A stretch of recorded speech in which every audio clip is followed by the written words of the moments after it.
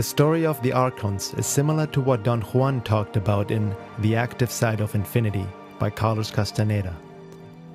Ah, that's the universe at large, Don Juan said. Incommensurable, non-linear, outside the realm of syntax.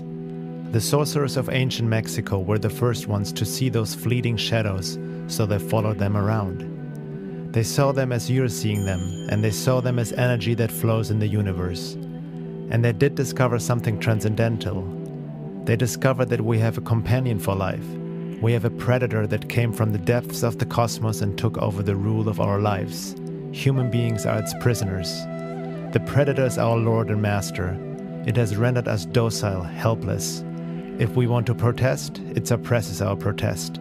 If we want to act independently, it demands that we don't do so. You have arrived by your efforts alone to what the shamans of ancient Mexico called the topic of all topics. I've been beating around the bush all the time, insinuating to you that something is holding us prisoner.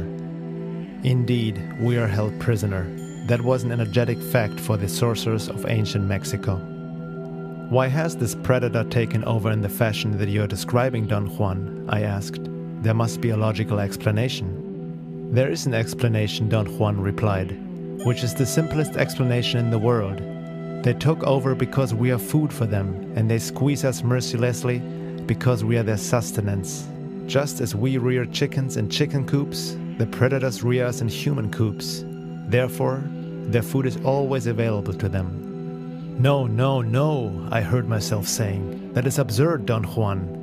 What you're saying is something monstrous. It simply can't be true, for sorcerers or for average men, or for anyone. Why not? Don Juan asked calmly. Why not? Because it infuriates you? Yes, it infuriates me, I retorted. Those claims are monstrous. I want to appeal to your analytical mind, Don Juan said. Think for a moment and tell me how you would explain the contradiction between the intelligence of man the engineer and the stupidity of his systems of beliefs, or the stupidity of his contradictory behavior. Sorcerers believe that the predators have given us our systems of beliefs, our ideas of good and evil, our social mores. They are the ones who set up our hopes and expectations and dreams of success or failure. They have given us covetousness, greed and cowardice. It is the predators who make us complacent, routinary and egomaniacal. But how can they do this, Don Juan? I asked, somehow angered further by what he was saying. Do they whisper all that in our ears while we are asleep? No, they don't do it that way. That's idiotic, Don Juan said, smiling. They are infinitely more efficient and organized than that. In order to keep us obedient and meek and weak, the predators engage themselves in a stupendous maneuver. Stupendous, of course, from the point of view of a fighting strategist, a horrendous maneuver from the point of view of those who suffer it. They gave us their mind. Do you hear me? The predators gave us their mind, which becomes our mind. The predator's mind is baroque, contradictory, morose, filled with the fear of being discovered any minute now.